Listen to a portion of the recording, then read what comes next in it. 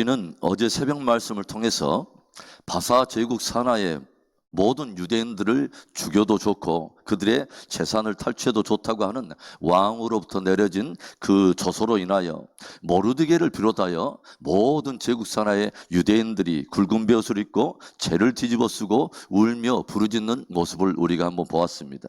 그런데 그 엄청난 위기 앞에서 온 유대 민족이 그렇게 슬퍼하며 탄식을 하고 있을 때에 유독 왕궁에 머물며 전혀 이런 위기에 대해서 무지하고 무감각에 있는 한 사람을 우리가 보게 되죠. 누구입니까? 바로 에스더입니다.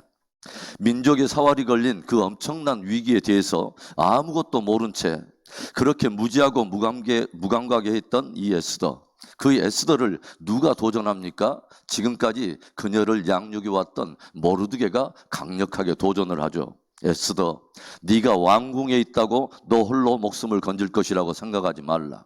네가 너의 동족들에게 닥쳐있는 이 위기의 때에 만일 잠잠하고 침묵한다면 유대인들은 다른 노임과 다른 어떤 길을 통해서 구원을 얻게 되겠지만 너와 내 아비집은 이 일에 대해서 책임을 면치 못하고 반드시 멸망을 당하게 되리라.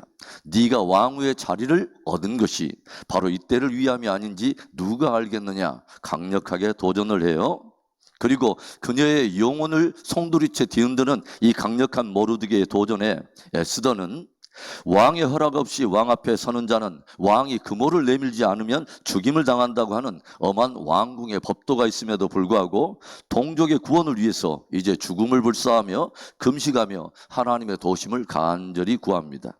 이제 이 에스더의 강구에 대해서 어떤 일이 일어날 것이며 온 유대 민족의 운명은 과연 어떻게 될까요? 오늘 말씀은 세 인물과 그들의 행한 일들을 우리들에게 보여주고 있습니다. 첫째로는 에스더에게 금호를 내미는 왕의 모습입니다.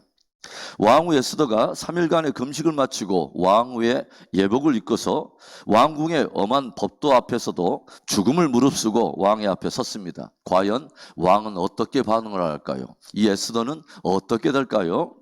2절의 말씀을 보겠습니다.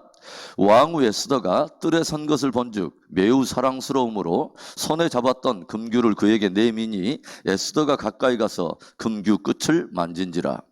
왕의 부름 없이 궁전 뜰에 선 에스더를 마침내 왕이 보게 되었습니다. 그런데 왕의 눈에 비친 이 에스더가 너무나 사랑스러운 거예요. 그래서 왕은 기쁨으로 그녀에게 왕의 지팡이인 금호를 내밀고 이 에스더는 왕이 내민 금호의 끝을 만지게 되죠. 에스더가 감히 왕의 제가 없이 뜰에 들어섰는데 왕의 마음에 에스더를 깊이 사랑하는 마음이 가득하여 그녀에게 기꺼이 왕의 금호를 내민 것입니다. 그뿐만이 아니었어요.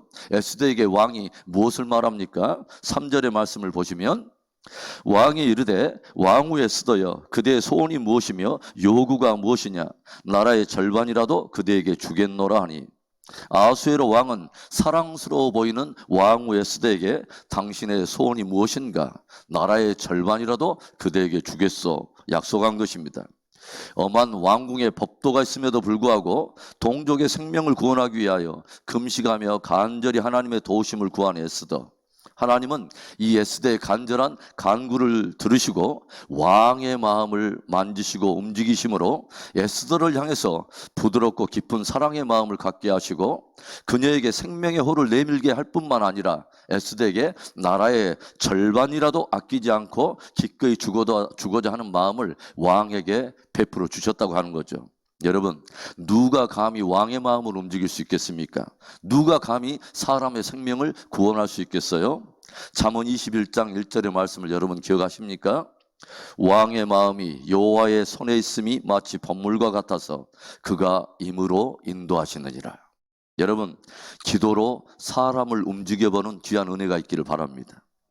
사람을 움직이신 하나님의 은혜와 능력을 경험하게 되기를 바랍니다.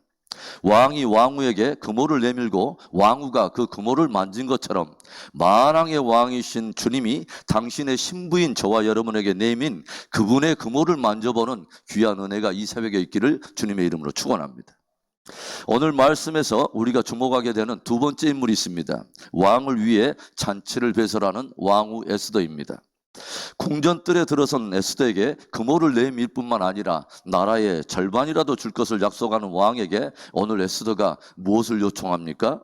4절의 말씀을 보시면 에스더가 이르되 오늘 내가 왕을 위하여 잔치를 베풀어 싸우니 왕이 좋게 여기시거든 하만과 함께 오소서 하니, 오늘 왕후인 에스더는 그대의 요청이 무엇인가를 묻는 이 왕의 질문에 왕을 위한 잔치를 베풀었으니 그 잔치에 오소서라고 간청을 해요.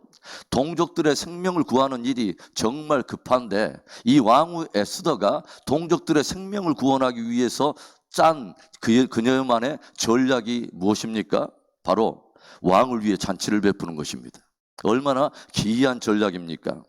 그래서 왕이 하만과 함께 왕후 에스더가 베푼 잔치에 참석을 하게 되는데 왕이 더욱 궁금해서 또 물었어요. 그대의 소청이 무엇이뇨? 나라의 절반이라도 할지라도 내가 시행하겠노라.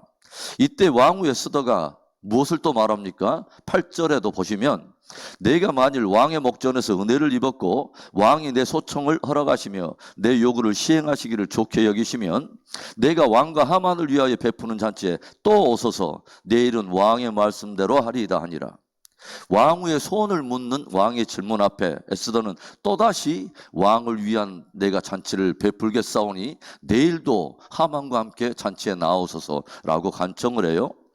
에스더 전에 왕후였던 와스디는 후궁뜰에서 여인들을 초대하여 잔치를 벌이는 가운데 왕이 내시를 보내서 왕후의 간을 정죄하고 왕의 잔치에 나올 것을 명령했지만 그것을 거부하다가 폐위되어 버렸다고 하는 것을 에스더서 1장이 우리에게 보여주고 있죠. 자신의 잔치에 몰입하여 정작 왕의 초대를 거부하다가 폐위되어 버렸다고 하는 것입니다. 그런데 왕후 에스더는 자신의 잔치를 벌이는 것이 아니라 왕을 위한 잔치를 벌였다고 하는 것입니다. 그리고 그 잔치에 왕을 초대한 것입니다. 사실 왕후가 가지고 있는 그 존귀한 지위와 그 명예와 영광과 권세, 모든 것은 사실 왕으로부터 주어진 것이고 왕과 함께 있을 때 주어진 것입니다. 에스더의 지혜가 뭐예요? 자신의 잔치가 아니라 진짜 왕을 위한 잔치를 벌인 것입니다. 왕의 임재가 있고 왕이 영광을 받고 왕이 존귀함을 받게 될 때에 바로 그때가 왕후 또한 가장 존귀함과 영광을 받게 된다고 하는 것을 알고 있는 것입니다. 왕후가 가장 아름답고 존귀하고 신부가 가장 영광스러울 때는 왕의 옆에 있는 것입니다. 신랑과 함께 있는 것입니다. 그리스도의 신부된 저와 여러분의 지혜는 나의 잔치를 벌이는 데 있는 것이 아닙니다. 그분을 위한 잔치를 벌이는 것입니다. 일마다 때마다 그분을 초대하고 그분의 주권을 인정하며 그분의 영광이 드러나도록 하는 것입니다. 바로 그것이 우리의 지혜인 것입니다. 그리스도의 참 신부로서 주님을 위한 잔치를 벌이며 일마다 때마다 그분이 이끌어 가시는 그 능력과 은혜를 경험하는 복된 저와 여러분의 신앙이 되기를 축원합니다. 오늘 말씀에서 우리들이 주목하게 되는 마지막 인물입니다. 셋째로 교만의 극치를 달리는 악한 자 하만을 우리가 보게 되죠. 오늘 왕후 에스더가 왕을 위한 잔치를 벌일 때 누가 함께 초대를 받냐면 악한 자 하만이 함께 초대를 받아요. 아수르의 왕의 전적인 신임을 입고서 제국 산하의 모든 신하들이 그에게 무릎을 꿇어 절을 할 정도로 그렇게 절대적인 권세를 갖게 된 이 하만.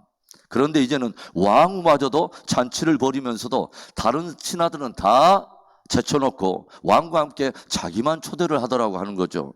그리고 한 번만이 아니라 또다시 잔치를 벌여서 내일 잔치를 벌여놓고 그 잔치에 또 초대를 한 것입니다. 이제 하만은 세상 말을 따라서 왕과 왕후가 달아준 황금의 날개를 달게 된 것이죠. 그래서 잔치의 기쁨을 만끽하며 내일의 잔치를 마음속에 생각하면서 황홀해서 기쁨 가운데 대궐 문을 빠져나오는데 바로 그 대궐 문 앞에 누가 앉아있냐면 모르드게가 앉아있는 것입니다. 그런데 모르드게가 이제는 아예 이 하만 앞에서 일어나지도 않고 몸을 뒤척이지도 않고 전혀 자기를 예우하지 않는 거예요. 그러자 집으로 돌아온 하만은 자기의 아내와 측근들을 불러다가 최근에 왕과 왕후가 자기에게 베풀어준 놀라운 그 권세와 그 축복, 모든 신하들이 자기에게 무릎 꿇어 절하는 자기만의 그 권세와 영광을 자랑한 후에, 그러나 한편에 자기가 유대 사람 모르드게만 보면 기쁨이 사라지고 만족이 다 사라져 버린다고 자기의 속마음을 털어놔요. 이때 하만의 아내와 측근들이 내놓은 악한 꾀가 뭔지 아십니까?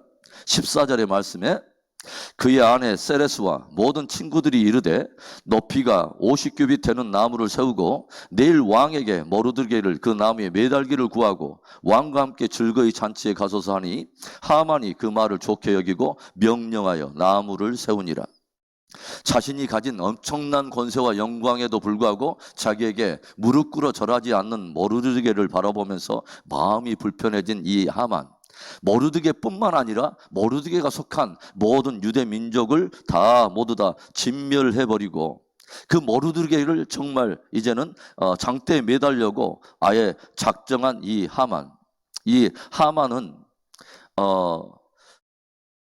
이 아내와 측근들이 제안한 그 권면을 따라서 모르드게를 이제 매달려고 자기 집 마당에다 무려 높이 50규빗이나 되는 높은 나무를 세워서 거기에 모르드게를 달아달라고 왕에게 이제 강구할 것을 작정합니다. 잠언 16장 18절에 어떤 말씀이 있습니까? 교만은 패망의 선봉이요 거만한 마음은 넘어짐의 앞잡이니라. 결국 하만이 어떻게 됩니까? 자신에게 실려진 권세로 의로운 자를 죽이고 한 민족을 도륙해버리려고 했던 하만은 모르드게를 달려고 했던 그 나무에 정작 자신이 매달려 처형을 당하게 되죠. 하나님을 두려워함으로 교만을 경계하고 거만한 마음을 버리며 늘 겸손함과 낮은 마음으로 형제와 이웃을 섬기는 복된 믿음 되기를 축원합니다.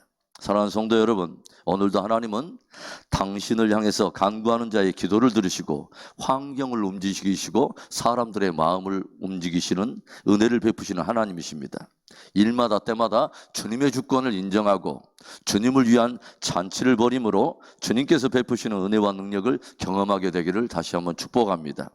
교만과 거만함이 아니라 낮은 겸손과 섬김으로 진실로 주를 높이는 복된 우리의 신앙이 되기를 간절히 축복합니다.